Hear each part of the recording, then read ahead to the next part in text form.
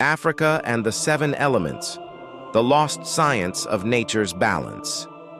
Before chemistry, before physics, Africa already understood the laws that keep the universe in harmony. Fire, water, air, earth, yes, but also spirit, sound, and time. Seven elements of existence, each alive, each divine. The forgotten science of balance. In many African traditions, balance wasn't just moral, it was scientific.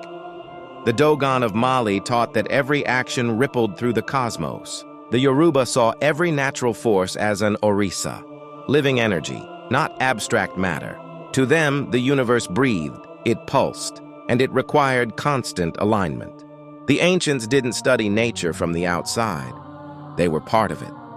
Their science wasn't about control, it was about communion. The four physical elements and beyond.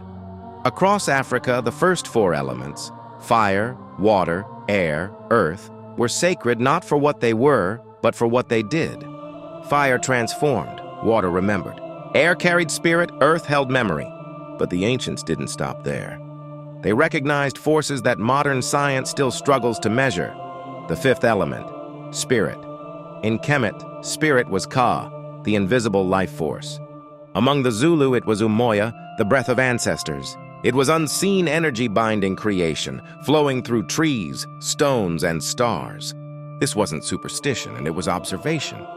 They knew consciousness shaped matter. The sixth element, sound. Every African civilization understood the power of vibration. In Ethiopia, temples were carved to amplify chants. In Egypt, priests used toning to heal the body. In Zimbabwe, drums weren't instruments. They were transmitters. Sound was structure. Frequency was foundation. Modern physics calls it resonance. The ancients called it creation. The seventh element, time.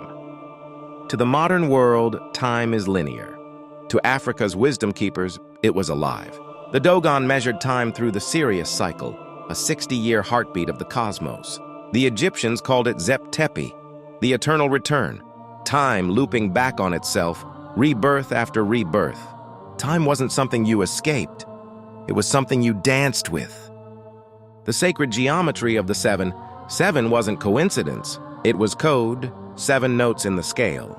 7 colors of light, 7 levels of existence, from earth to ether. For the ancients, everything vibrated at a frequency of 7, the rhythm of balance, the heartbeat of creation, the lost lesson. The modern world divides, science here, spirit there. But Africa once united them. The elders taught, to heal the body, you must heal the elements within. If one is corrupted, all fall out of tune. This wasn't mythology, it was metaphysics, long before the word existed. So when we speak of ancient wisdom, we're not talking about old stories. We're talking about a system of knowledge, elemental, elegant, eternal, 7 forces, 1 truth. Everything is connected.